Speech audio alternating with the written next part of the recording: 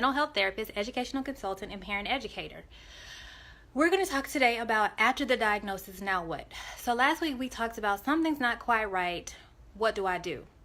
Well, today we're going to talk about what happens after the diagnosis. So maybe you've taken your child to the pediatrician, to the developmental pediatrician, the neurologist, and they've given you a diagnosis of, let's just say, for example, autism.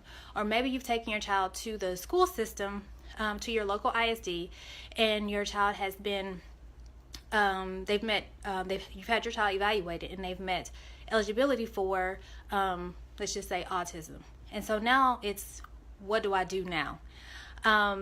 So what I haven't heard a lot of parents say, so I'm going to come today with you with two things to do. And so the first thing is something that I haven't heard a lot of parents say or talk about, and that is, once you've gotten the diagnosis, sitting down and taking some time to process what that means, right? Not so much about learning about the diagnosis, but what it means for you and for your family, right? Because when you find out that you're pregnant, you have all this excitement and you start to have expectations of, all these things that you want your child to do. Well, once you have been given the diagnosis of a disability, those expectations change. And so, in a sense, there's a loss, right? A loss of those expectations. So I just want parents to take the time to sit and process that loss. And, maybe it could be a few days, it could be a few weeks, but just take time to sit down and process and start to envision what this new normal looks like for your family, because the dynamics of your family are going to change when you have a child with a disability. And so it's important to just take some time and process that information.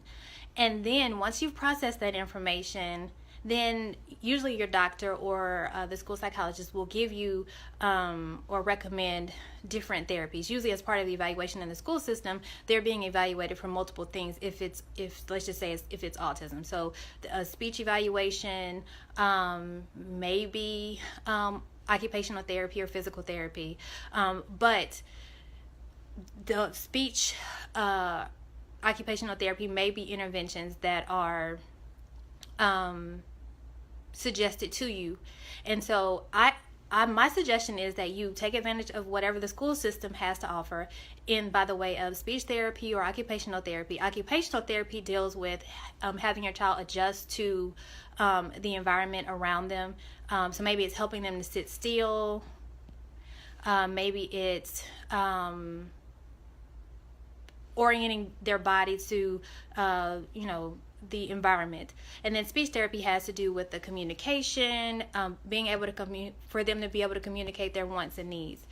And so those are my two tips today. My two tips are, if you've been given a diagnosis, to sit down, process the diagnosis, and then if you're going to use interventions, which I highly recommend, that you get interventions in the school system, but then you also get private providers. So you may have a speech therapist on the outside, you may have an occupational therapist on the outside, you may have a physical therapist. Physical therapists deal with more gross motor skills, maybe walking, things like that.